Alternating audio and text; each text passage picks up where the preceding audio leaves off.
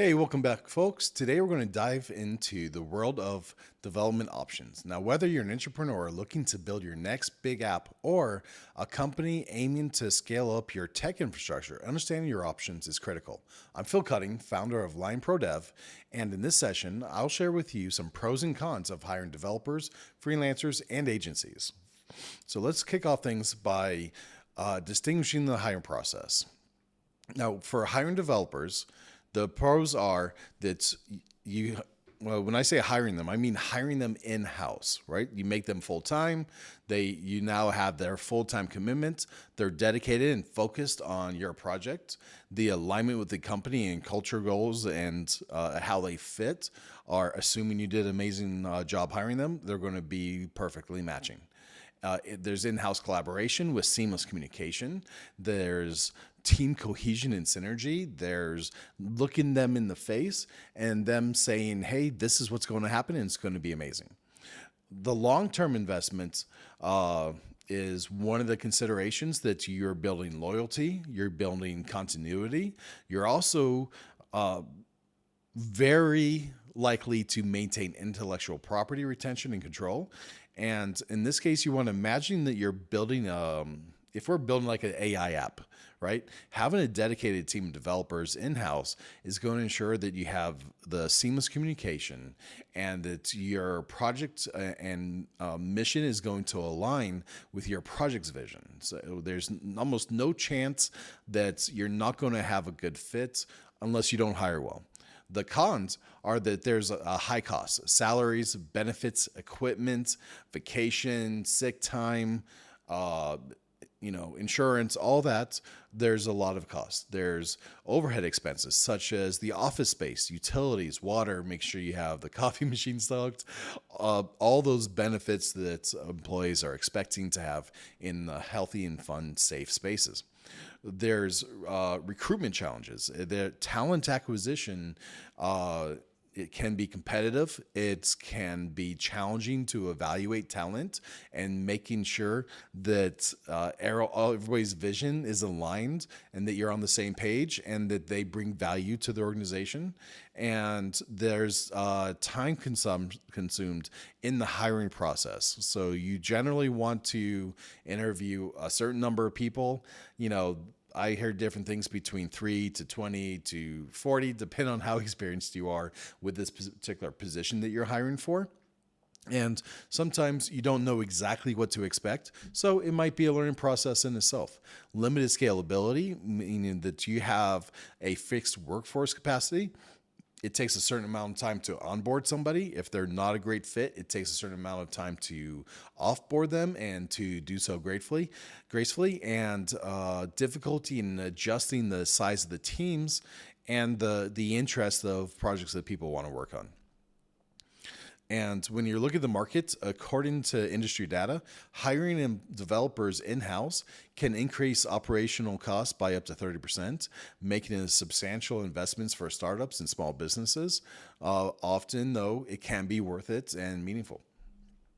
So freelancers, the pros for freelancers are that you're getting a flexible arrangement. You have on-demand availability. You have project-based contracts. It's cost-effective for short-term projects, no long-term accommodations. You don't have to worry about their office space. You essentially pay as you go in this model. You have access to specialized talent with niche expertise and availability. They've agreed to work on the project in the vision that it's given, and they have diverse skill sets. Some examples of this might be if you need a website overhauled within a tight deadline, hiring freelance developers allows you to tap into niche experiences without having to commit to long-term contracts and without having to train people up. Some cons are that there's a variable quality. And this means that there's different skills that people have, and you don't have that consistency when you're hiring multiple freelancers. One day you may get a really amazing freelancer. Another time you may get somebody who's less experienced in this particular field or that you're looking for the project. So it's you can expect some ebb and flow in that. and just be prepared for that. Communication barriers can happen. There can be time differences. There can be language proficiency issues. There can be prioritization issues. And then there's can be the chance of reliability concerns if their availability might become unpredictable. And then there's dependency risks where they might be using technologies that may or may not fit. And they may be also programming into the project the complexities that make it so that you have to retain them in the long run or be expensive to replace them early on. So these are some things to be cautious of. Also, you want to be cautious of your intellectual property rights and making sure that you're maintaining that. Generally, I don't see a lot of problems with this, but it is easier for freelancers who are a little bit less structured than employees and organizations. They're there in that kind of middle ground where there is some more chaos in there. Just be cautious with that and have that in mind. So we're looking at freelancers represent a booming segment of the tech workforce with over a 35% growth in the past 5 years. However, quality assurance remains a challenge for many businesses. Development agencies are probably like the third big category, and the pros are that you can expect comprehensive services from design, development, and maintenance with beginning to end or end-to-end solutions. And you can expect to see established track records. There's generally larger portfolios. They have more resources to pull on, and they generally have a large set of successful data and projects that they can show and represent their talents, making it more likely that you'll be able to get what's promised. So also look for those client testimonials and references to help make sure those are a good fit. Look to see what their company branding is. If there's people with personal brands within that organization, check that out also. They often go hand in hand.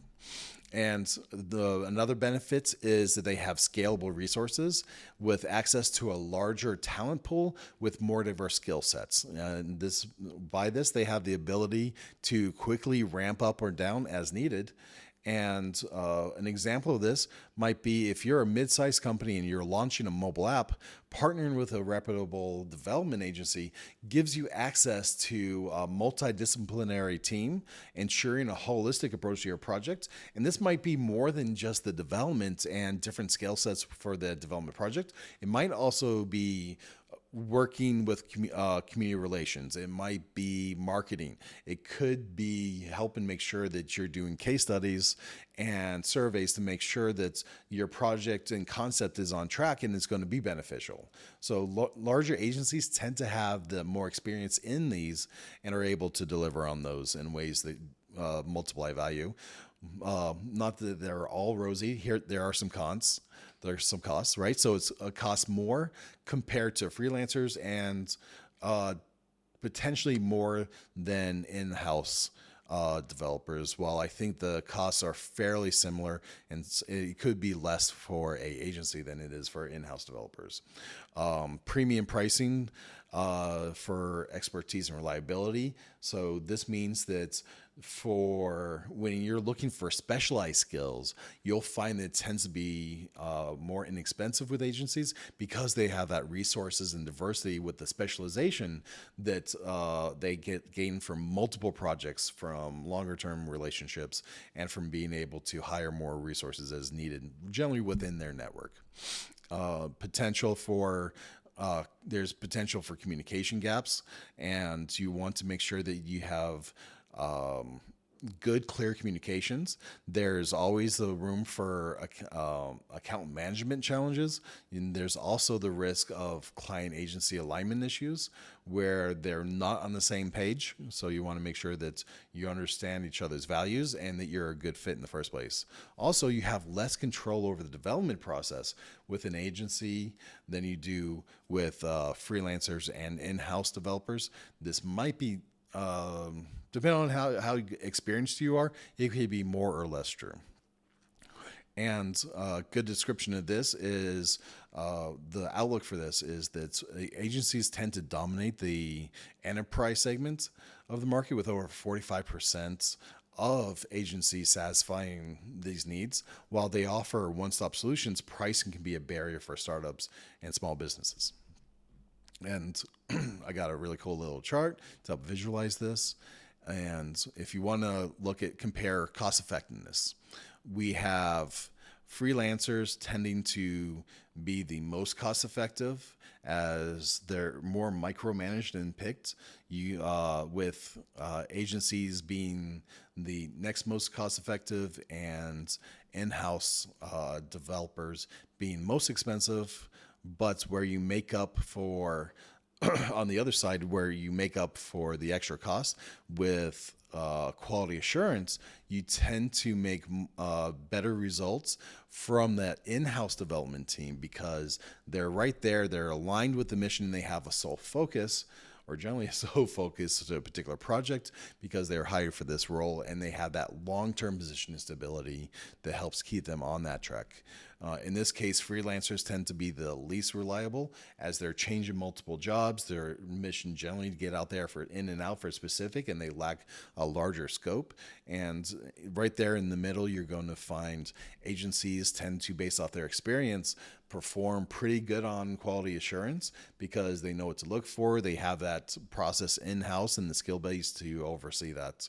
And where scalability is the primary factor, we see agencies being the best at this. We have freelancers being towards the bottom on this one, and we have developers being in between the two of those for scale, for the ability to be able to scale, as there is some ramp up on that, but you're able to control that yourself. And if you're planning it, it's a pretty attainable feature that you're able to scale. The larger your team is, generally the easier it is to scale because of the mix of talents. Okay. So, hiring developers is best for long-term projects requiring high quality and alignment with the company culture, but comes with that high cost. Freelancers are ideal for cost-effective short-term projects needing niche expertise with potential quality and reliability risks. And agencies are suitable for comprehensive and scalable solutions with a balanced approach to quality and cost, albeit at a higher price point than freelancers. So there are some, you want to also consider a few things while you're making this decision of freelancer versus in-house developer versus agencies. And some of them are going to be determined by the complexity and duration of the project. Some of them are going to be the investor perspective. How do your investors prioritize scalability and return on investment? Opting for an in-house development may signal long-term commitment, while freelancers offer the ability for rapid prototyping and bringing in new skill sets. So it's a hard kind of balance to ride which way the investor's going to look at it, and it's going to me, it's largely dependent on what stage of development you're in. If you're in your MVP, or if you have gotten funding and now you're into the stable development. The From the budget constraints, access to your financial resources and budgetary constraints are going to determine which way you're going to have to go, of course. So we can only ever afford what we can afford. If clients are seeking value for the money, agencies might be preferable for large scale projects with predictable budgets, while startups may opt for freelancers to minimize upfront costs.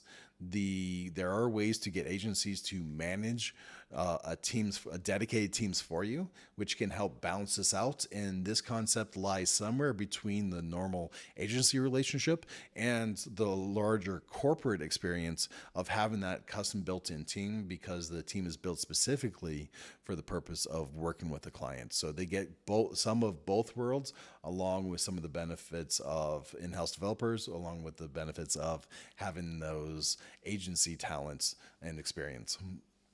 Timelines: when you're evaluating your project timeline and delivery milestones, you need to know what risk you have in having the requirements being that you make it on time versus if you make it based off of getting to certain deliverables. Those are you can look at that timeline and how it affects the question of freelancer, developer, or agencies. And last of all, if the time to market is going to be critical for your investors, then working with agencies that have established workflows might be able to generally expedite that development, whereas freelancers tend to offer quick turnaround for smaller tasks. So, in conclusion, I just want to reiterate there's no one size fits all solutions. And when it comes to development options, each approach has its own merits and drawbacks. And depending on your unique requirements, are going to determine what's the best solutions for your particular circumstances. So, I hope this deep dive has provided valuable insights into navigating the development landscape. And remember, at Lion Pro Dev, we're here to help support your journey every step of the way. Until next time, happy coding.